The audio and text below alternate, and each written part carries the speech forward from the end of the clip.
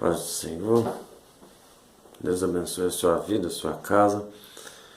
Irmãos, nós estamos aqui para mais um estudo da Escola Dominical, da revista da nossa Escola Dominical, série Crescendo na Palavra, edição número 55, editada pelo CETEMIT, que é o Departamento de Ensino Religioso da Igreja Evangélica Congregacional Campo Volta Redonda.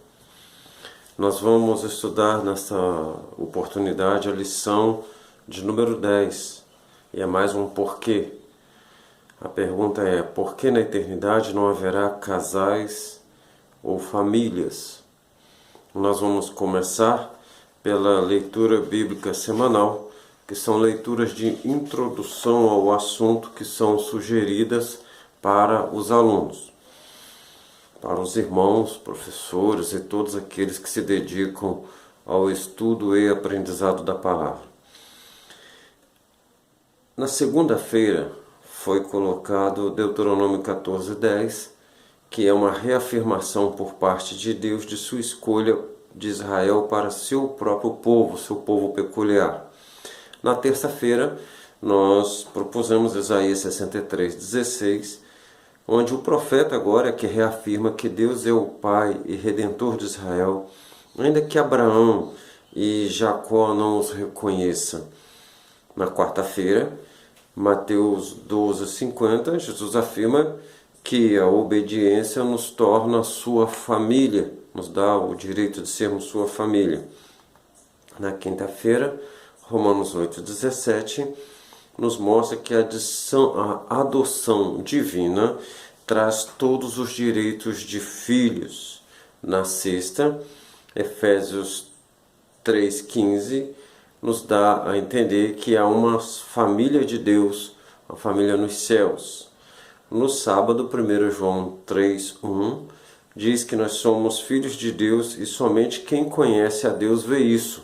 Somente um filho reconhece o outro filho de Deus. Então é preciso ter visão, entendimento espiritual dado por Deus para que possamos assumir isso.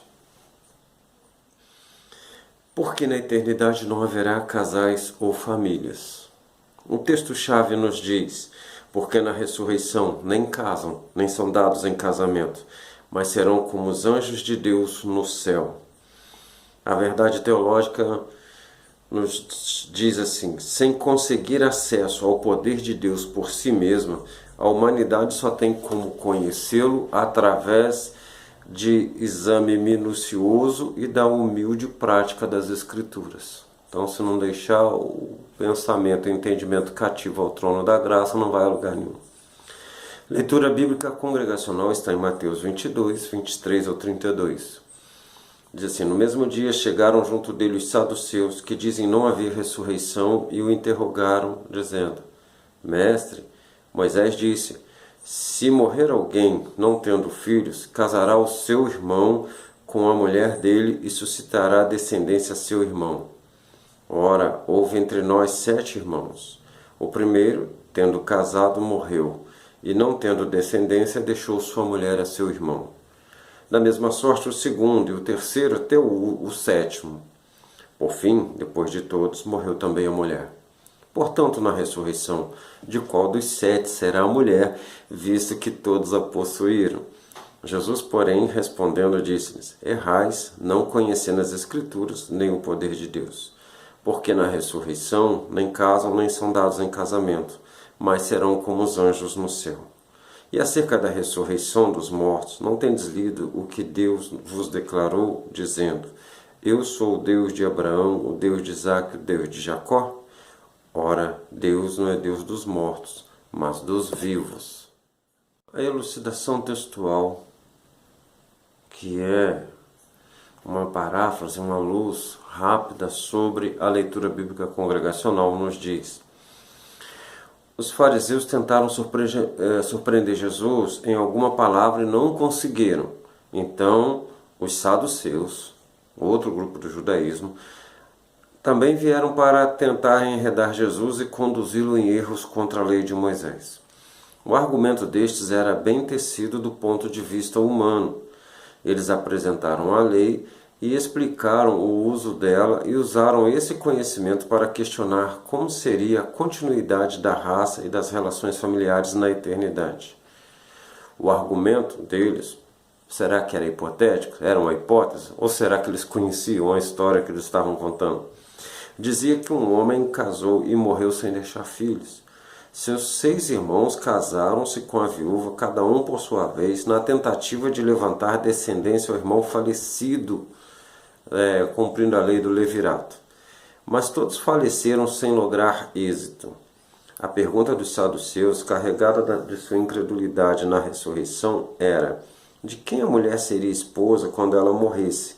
Jesus responde de forma a mostrar que as construções mentais humanas acerca do porvir não alcançam o que Deus preparou e aponta para o meio certo de entender o poder de Deus explicado nas Escrituras. É isso que Jesus diz. Errais, não conhecendo as Escrituras nem o poder de Deus. Jesus responde de forma a mostrar que as construções mentais humanas acerca do porvir não alcançam o que Deus preparou. Porque na ressurreição, Jesus diz, nem casam nem são dados em casamento, mas serão como os anjos do céu.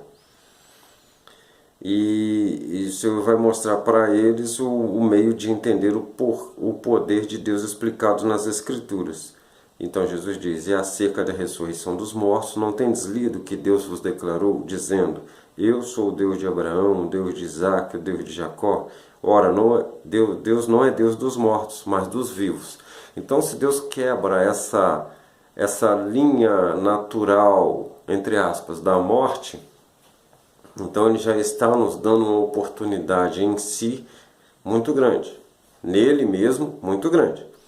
Então, se Ele está fazendo isso, porque nós queremos que Ele respeite, continue outras ideias, outras construções naturais, que Ele mesmo dá a entender que são temporárias. São dele, mas são temporárias para a nossa passagem aqui na Terra. Ok? Vamos mais à frente então. Introdução. A vida do porvir, ou seja, a vida da ressurreição, uma vez que passemos ou não pela morte física aqui, a vida eterna é a vida da ressurreição, compreendendo um corpo transformado em incorruptível, essa vida do porvir. Uma mente totalmente voltada para Deus, que tem sido buscada nessa peregrinação terrena nossa, né? Aqueles que creem em Jesus.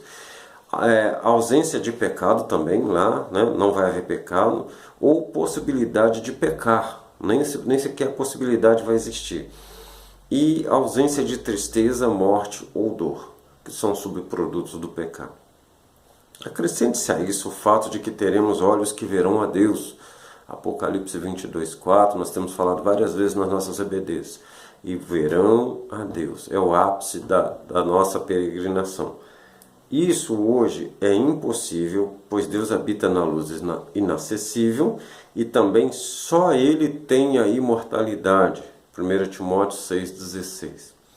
Se só Ele tem a imortalidade, nenhum homem mortal o pode ver e permanecer vivo.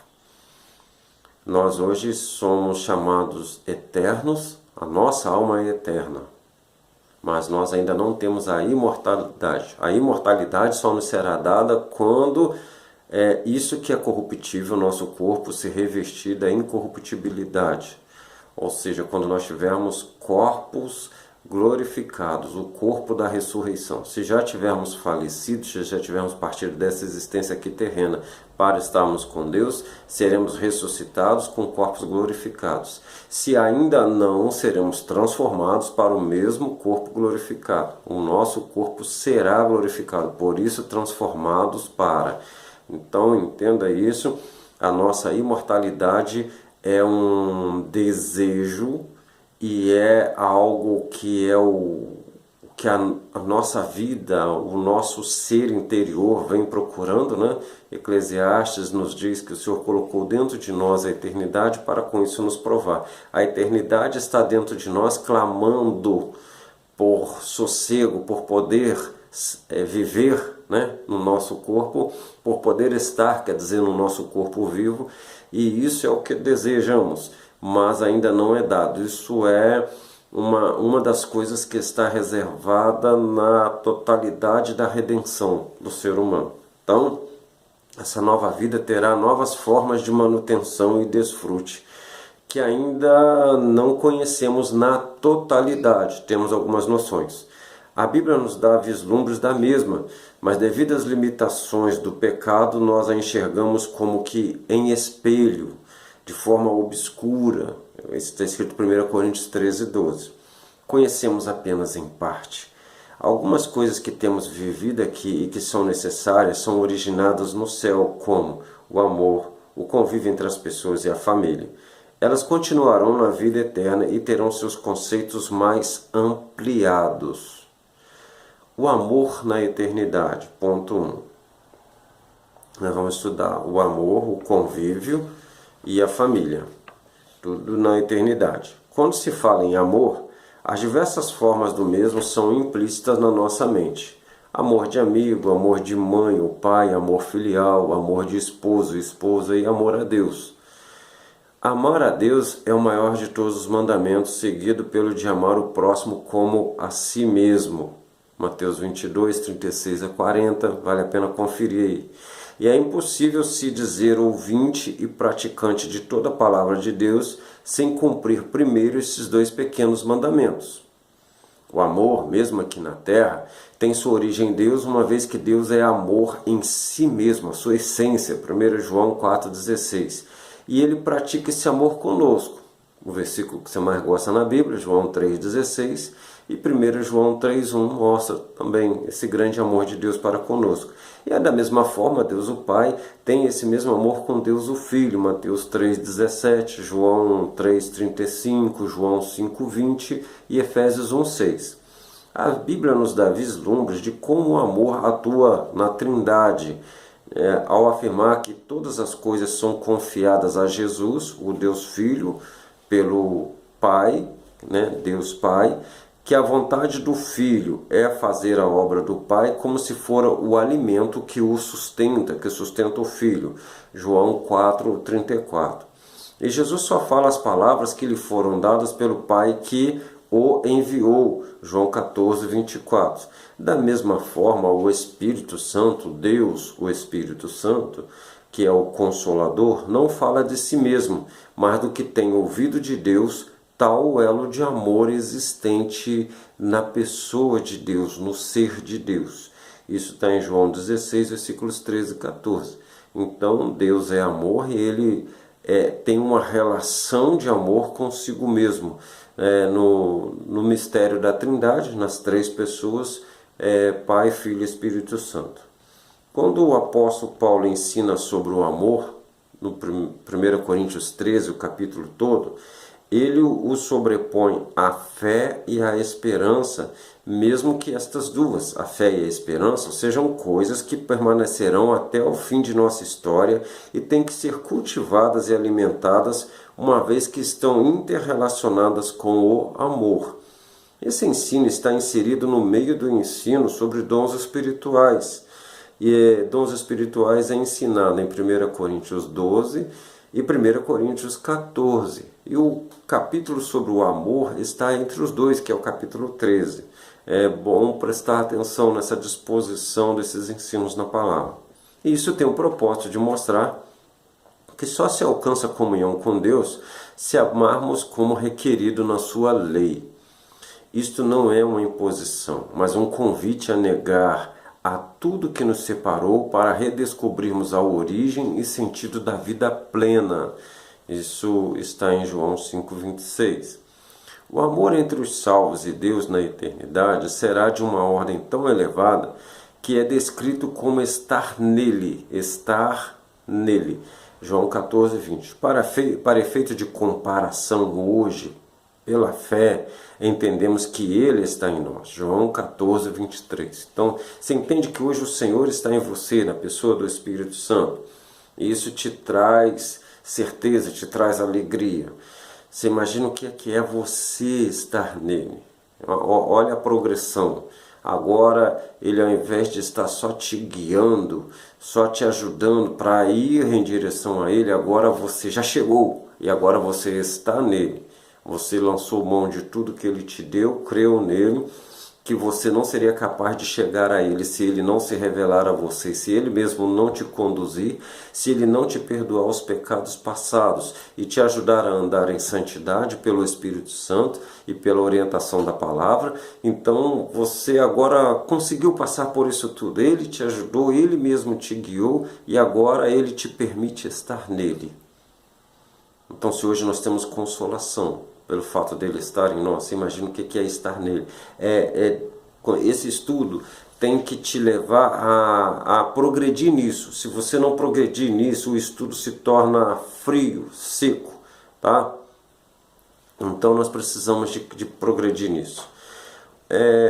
Com base nisso, vamos falar sobre o convívio entre as pessoas na eternidade. É um pedacinho pequeno, é rápido, mas não pode ser visto com menos calor.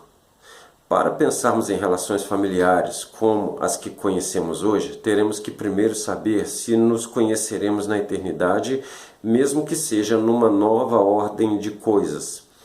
Os discípulos reconheceram Moisés e Elias no Monte da Transfiguração, Mateus 17, versículos 3 e 4.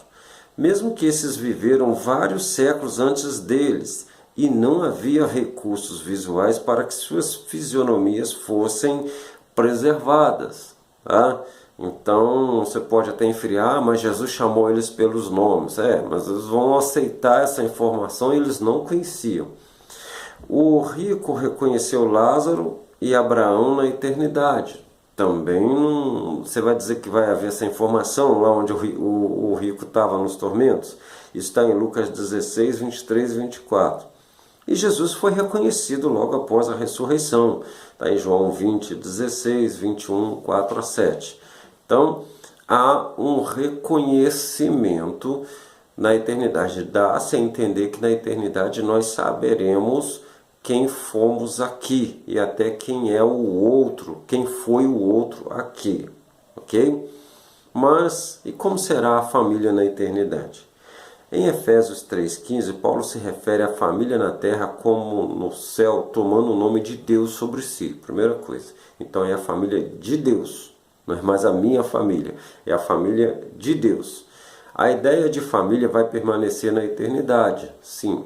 Mas não com os vínculos de relações conjugais ou filiais, ainda que essas tenham sido dadas por Deus, como conhecemos hoje. A estrutura familiar ordenada na Bíblia tem um propósito bem definido: povoar a terra para sujeitá-la e cuidar. Isso é Gênesis 1, 28 e Gênesis 8, 7. Então, Deus nos deu essa dádiva, né, de dominar sobre a sua criação, mas isso não seria feito por uma pessoa apenas. A ideia era que a partir de e a Bíblia diz que Deus poderia fazer muitos, né? O profeta Malaquias, mas ele estava buscando uma descendência piedosa, ou seja, de buscadores dele, de pessoas que o amassem espontaneamente. Então ele deu ao homem a liberdade de procriar, gerar filhos semelhantes a si, para que eles fossem aumentando em número e assim viessem a dominar, a povoar e dominar a terra, enfim, a criação física de Deus. Tá? Era essa a ideia.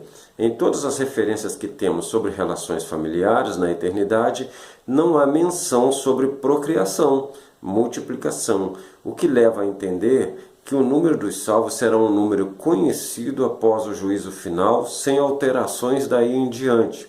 Nós sabemos que o número dos salvos é conhecido na mente de Deus o tempo todo, mas não é para nós. E a Bíblia diz bem claro, quando as almas estão clamando ali debaixo do altar do Senhor, né? Clamando, por que não vingas o nosso sangue dos que habitam sobre a terra? E o Senhor fala que, olha, descanse mais um pouco até que se complete o número dos seus irmãos, dos servos, daqueles que Deus está salvando. Então, há um número, tá? Há um número completo, tá? E não há, então, mas a partir daí, não há uma ideia de procriação ou multiplicação no céu ou na eternidade. Não fala sobre isso, tá? Quando Jesus diz que seremos como os anjos de Deus no céu, é assim mesmo que Jesus fala, podemos inferir também a ideia de uma quantidade fixa. Aí é inferência, tá?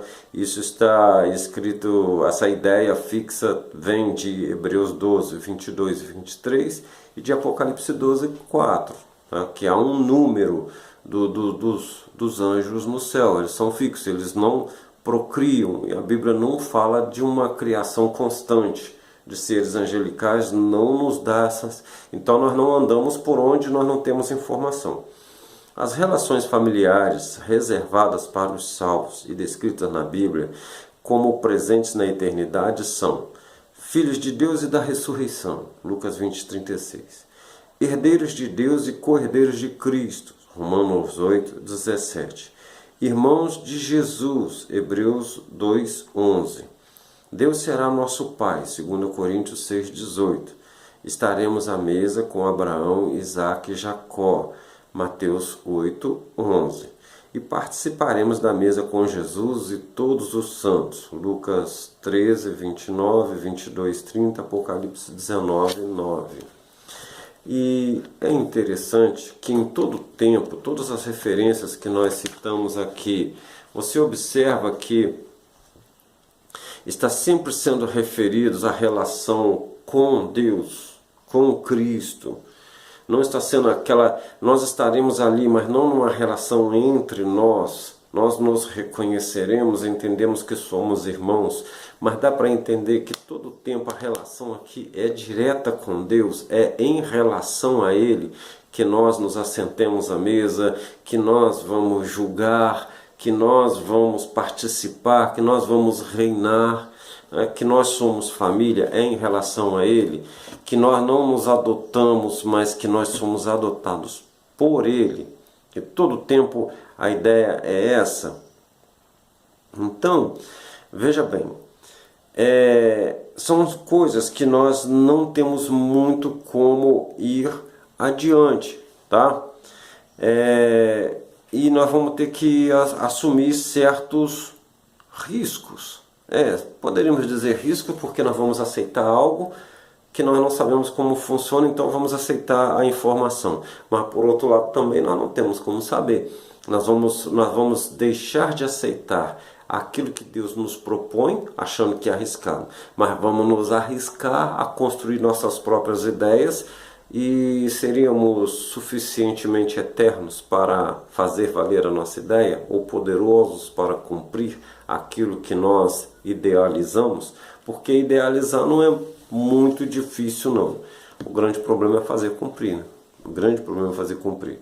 Então tem um quadro aí na nossa revista que vai nos chamar esse tipo de renúncia. Está aí na página 57, logo após o início da conclusão, que diz assim: que tipo de renúncia seria grande demais quando temos certeza e prova daquilo que nos espera? Hebreus 11:1 fala que a fé é que nos garante isso.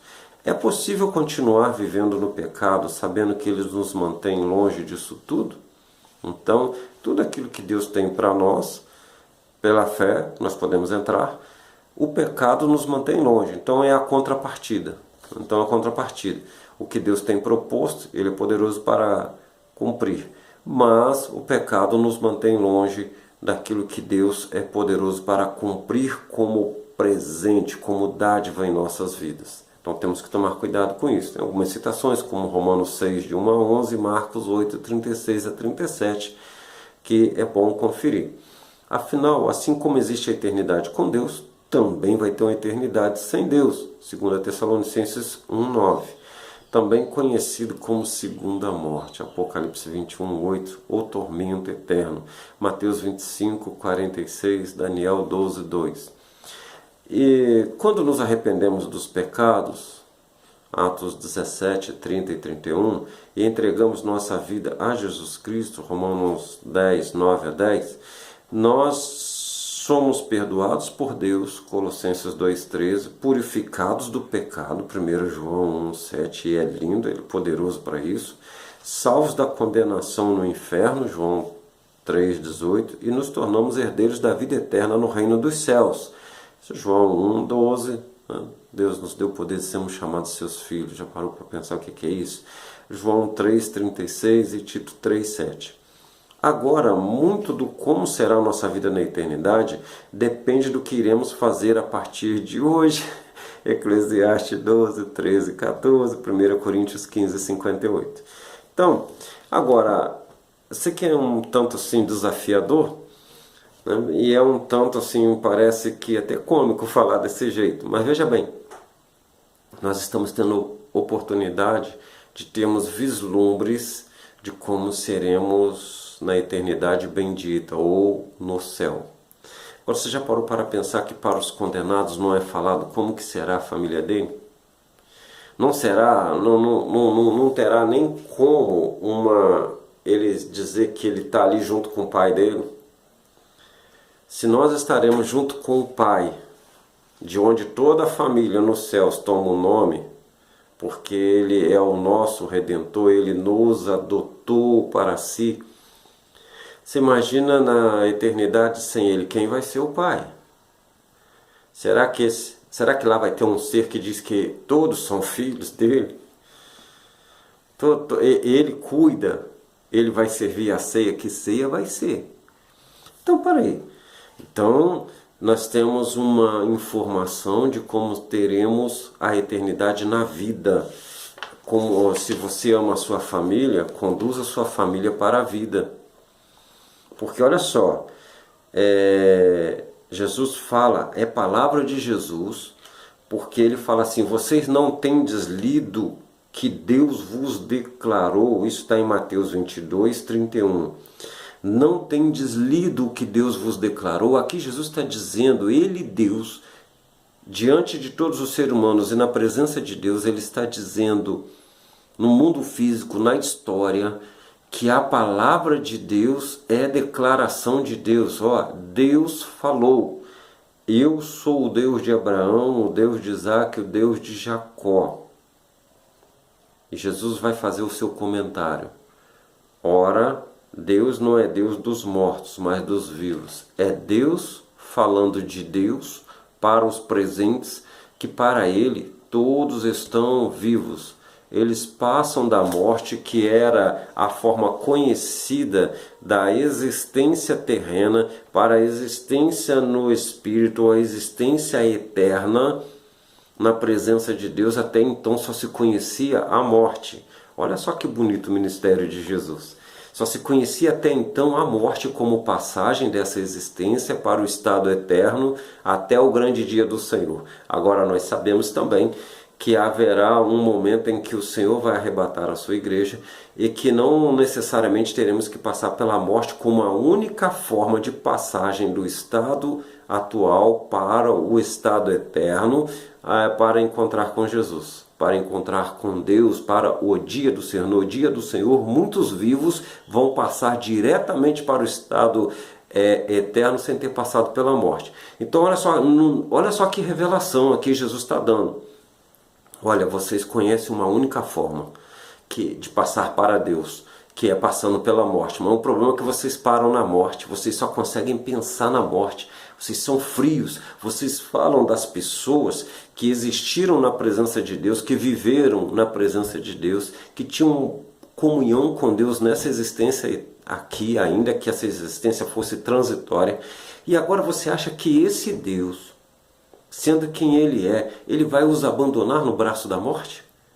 Nos braços da morte, lá no império da morte? Não, não. A morte, ela, por mais que ela trabalhe e ela seja um subproduto do pecado, ela só vai fazer um serviço para Deus, que é cortar a existência histórica, e essa pessoa vai entrar na eternidade agora. Só que Deus está lá do outro lado. Deus está esperando ele lá também. Deus é Deus desse lado de cá, Ele está conosco, e quando passamos para lá nós estaremos nele, com Ele. Então aqui o Senhor está dizendo, Abraão, Isaac e Jacó estão vivos com Deus. Eles estão lá na presença de Deus, porque para Ele, Deus, todos eles estão vivos para Ele, todos vivem.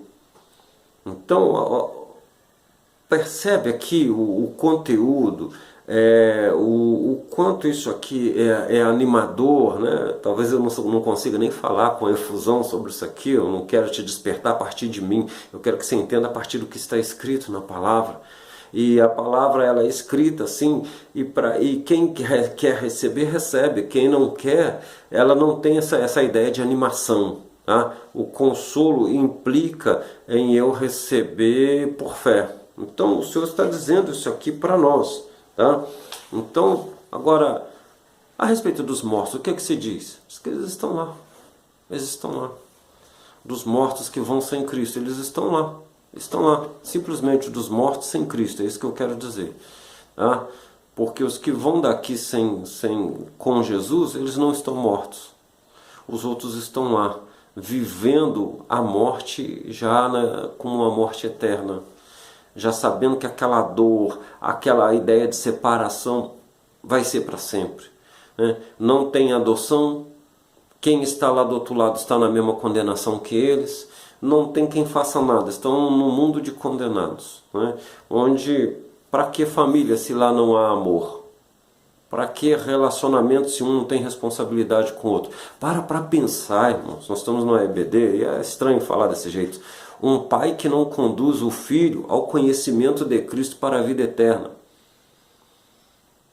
Que pai é esse? Que mãe é essa? Você já parou para pensar? Ele está conduzindo o filho para a condenação. Ele gerou para jogar nos braços da condenação. Então, ele não serve para pai, não serve para mãe. Tá? E vai deixar o filho num estado de penúria. Ainda que aqui ele lhe dê muitos bens, mas não ensinou o filho o caminho da salvação. Eu sei que é triste falar isso aqui. É escola bíblica dominical, mas já que foi feita a pergunta, é bom nós prestarmos atenção nesses detalhes. Tá?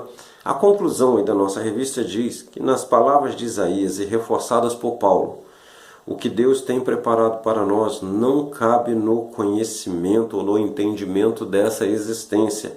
Isaías 64:4, e você vai ver parafraseado por Paulo em 1 Coríntios 2:9. Graças a Deus por nos dar o Espírito Santo para nos abrir o entendimento, para crer que assim será. O céu é um lugar e um estado de bem-aventurança contínua, interminável, não um fim de uma progressão da terra. Não. Muito pelo contrário. A Bíblia diz que nós viemos de lá, nós somos de lá e para lá estamos retornando. Ninguém pode ir ao céu a não ser aquele que de lá veio. Então, nós temos que entender que nós nascemos de Deus. Não é isso que Jesus fala com o Nicodemo? Necessário tinha nascer de novo. Agora nascer querendo nascer. Você nasceu sem saber de nada. Agora você vai nascer querendo saber. Então você está caminhando para o céu, que é o lugar da sua origem. As conjecturas sobre a família do céu, tendo como base nossas relações familiares e biológicas aqui, só nos trarão maiores problemas. Tem relações familiares tão estranhas nos seus princípios e práticas que não poderão continuar na eternidade. Seria vergonha eterna. Então é melhor não. Tá? Tem relações familiares, né, que a gente sabe que elas são suportadas aqui porque não tem conserto mais.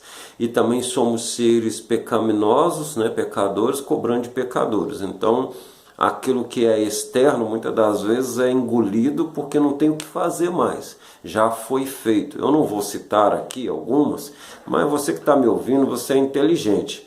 Você vai saber bem do que eu estou falando. Tá? Então isso não pode continuar no céu. Tá? Então Deus coloca... É interessante essa ideia de que Deus sujeita a si todas as coisas. Né? Então Ele pega essa família problemática, mas esses que vêm a Jesus dessa família, tomara que seja todos, e ele faz assim, ó, agora eu sou o Pai, eu sou o Redentor, vocês são irmãos entre si e são todos meus filhos. Acabou o problema. Ok? Acabou o problema. É melhor assim, irmãos, é melhor assim. E a herança é dele, ele dá a todos Então pronto, né? Acabou o seu problema. É melhor, você observa que Deus, o que Ele faz é fabuloso. Ó, eu estou falando coisas que não cabem na minha mente. É melhor aceitar que todas as coisas preparadas por Deus na eternidade excedem nosso entendimento e transcendem as experiências humanas manchadas pelas consequências do pecado. Deus é fiel a si mesmo e não comete injustiça como nós, e isso nos basta. Então você aprenda aí 1 Tessalonicenses 5:24 e 2 Timóteo 2:13. 2 Timóteo até melhor você ler os versículos anteriores. Você vai observar que Deus, ele vai dizer assim, ó, ele tem um propósito, ele tem uma aliança proposta e ele age com fidelidade a isso. Se eu for infiel e sair da aliança e eu o negar, ele vai me negar, porque é isso que está prescrito na aliança. Então ele permanece fiel à aliança, por isso que ele tem que me excluir dela. Então ele não pode negar a si mesmo. E para pensar na fidelidade de Deus, né? É muito bonito. Irmãos, nós somos famílias de Deus por adoção, tá? Nós somos adotados na família de Deus. E uma vez que Deus decidiu nos adotar, Ele se obriga a nos dar o direito de filhos, como filhos nascidos dele. Assim como Jesus é gerado do Pai. Então você para pensar, essa ideia é a mesma que o Senhor vai nos dar. Se Jesus é herdeiro de Deus, nós passamos a ser co-herdeiros, ou seja, herdeiros juntos. Da mesma forma somos herdeiros de Deus, da glória celestial. Então, alguns versículos vão mostrar isso aí. Essa adoção é no Espírito, tá? Nós só conseguimos entendê-la por fé, por isso que o mundo não entende. Olha, alguns versículos para você entender na palavra de Deus. Deuteronômio 14:2. Pois sois povo santo ao Senhor vosso Deus. O Senhor vos escolheu dentre todos os povos que há na face da terra, para lhe serdes o seu próprio povo. Quando Oséias 11:1, quando Israel era menino, eu o amei, e do Egito chamei a meu filho. João 1:12, para não dizer que eu estou andando só no Velho Testamento. Mas a todos os que o receberam, aqueles que creem no seu nome, deu-lhes o poder de serem feitos filhos de Deus. Romanos 8:15. Pois não recebeste o espírito de escravidão para outra vez estardes em temor. Ou seja, será que aceita, será que não aceita? Mas recebeste o espírito de adoção pelo qual clamamos, Abba, Pai, né? Nós chamamos Pai de paizinhos, tá? De nosso paizinho. Então, nós passamos a ter esse direito. Romanos 8:14 também vai nos dizer, olha, porque todos que são guiados pelo Espírito de Deus são filhos de Deus. Gálatas 4:7, assim que já não és mais escravo, mas filho, se és filho, és também feito herdeiro de Deus. Filipenses 2:15, olha o modo de andar do filho, para que sejais irrepreensíveis e sinceros, filhos de Deus, inculpáveis, no meio de uma geração corrompida e perversa, entre a qual resplandeceis como os astros no mundo.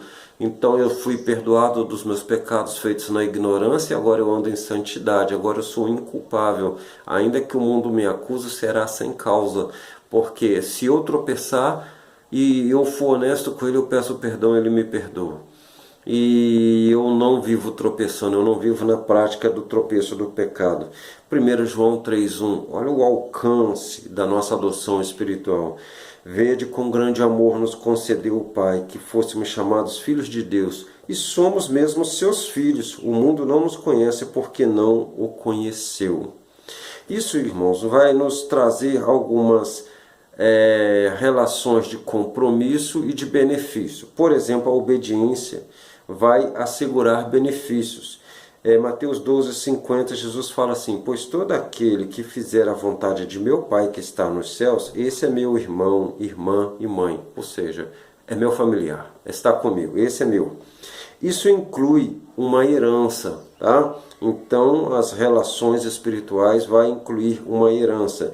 Se nós somos filhos, logo somos também herdeiros.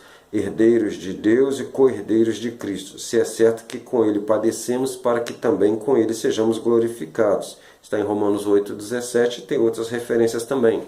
Essas relações derrubam as barreiras. Assim já não sois estrangeiros, nem forasteiros, mas concidadãos dos santos e da família de Deus. Efésios 2,19. Vai unir os santos na terra e nos céus, do qual toda a família nos céus e na terra toma o nome de Deus. Efésios 3,15.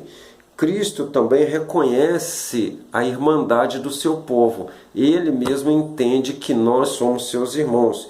Diz assim: tanto que santifica Cristo como os que são santificados, vêm todos de um só. Por esta causa, Jesus não se envergonha de lhe chamar irmãos, né? E nós seremos conhecidos como irmãos na eternidade. Nós falamos, né? Como filhos de Deus, por exemplo. Mas olha só a vida aqui na terra como que mostra quem nós somos e para onde nós estamos caminhando. Lá no Sermão do Monte, Mateus 5,9, bem-aventurados os pacificadores, porque serão chamados filhos de Deus. Inclusive, em uma outra lição, nós falamos que esses pacificadores aqui, além de não promover a guerra entre as pessoas na terra, eles, na verdade, eles promovem a pacificação entre o homem e Deus, entre Deus e o homem, né? Eles são aqueles embaixadores, né, que tem em si a palavra da reconciliação, e eles mostram aos outros que são os rebeldes, que ainda não têm a Jesus, né? E o que é mais bonito que vai acontecer conosco, João 20:36, e não podem mais morrer, pois são como os anjos, são filhos de Deus, sendo filhos da ressurreição. É um outro texto também igual o nosso que nós lemos na leitura bíblica congregacional. Romanos 8:21 vai falar assim: olha, na esperança de que também a própria criação será libertada do cativeiro e da corrupção para a liberdade da glória dos filhos de Deus. Dos filhos de Deus. Graças a Deus aqui, né, não tem mais nora de Deus, genro de Deus, sogro, não teria como, né? Primo, não tem nada disso, né? Não tem cunhado de Deus, não tem nada disso. Você observa, são sempre filhos na eternidade, tá?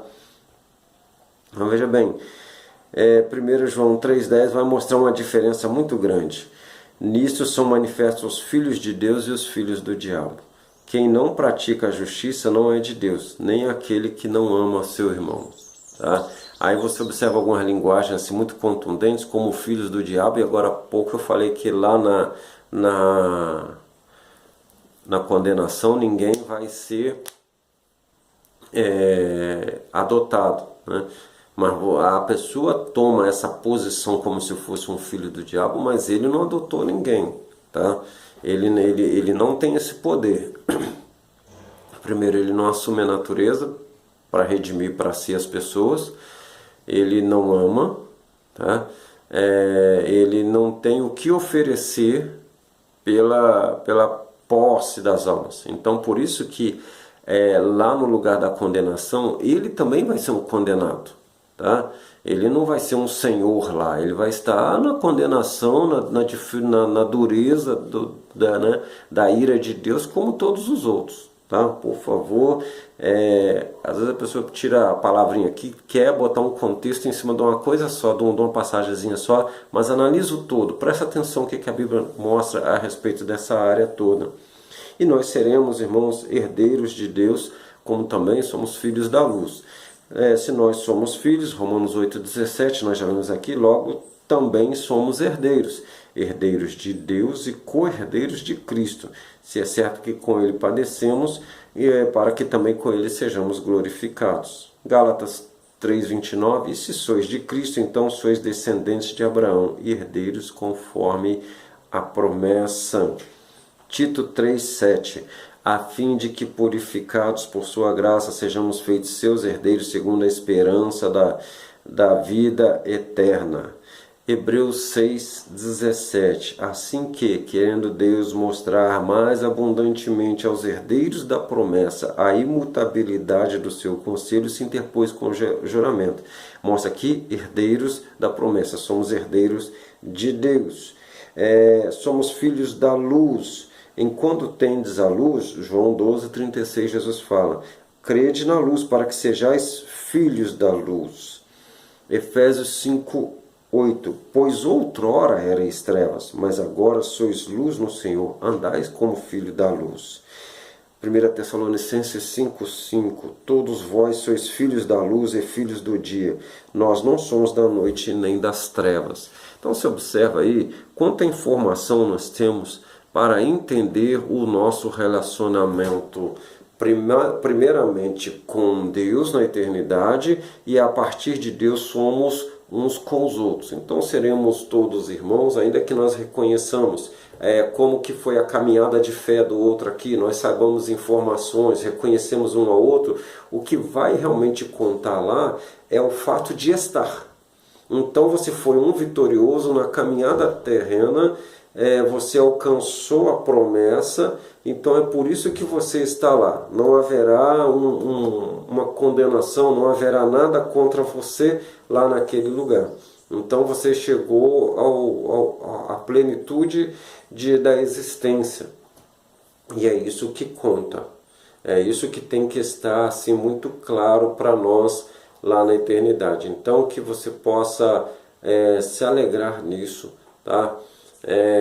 Às vezes a gente quer impor algumas coisas para Deus. Não, mas eu aqui com meu pai, eu aqui com a minha mãe, eu aqui com meus irmãos, eu não abro mão disso. E deixa Deus trabalhar o seu entendimento, que o que Ele tem proposto é muito acima disso. Se você se acha assim, que foi agraciado, que você evoluiu ao constituir família, ao reconhecer a família de origem e até constituir mais a família, né, que as nossas famílias tendem a crescer, e isso é muito bom, muito saudável, mas entenda, isso não é nada perto do que Deus tem preparado para os que o amam, para os que são chamados pelo seu decreto. O que Ele tem para nós está acima disso. Esmere-se em querer estar lá. Deus cuida da sua família aqui e Deus cuida de você como família lá. Deus cuida de todos vocês como família lá. Deus sabe o que está fazendo, tá?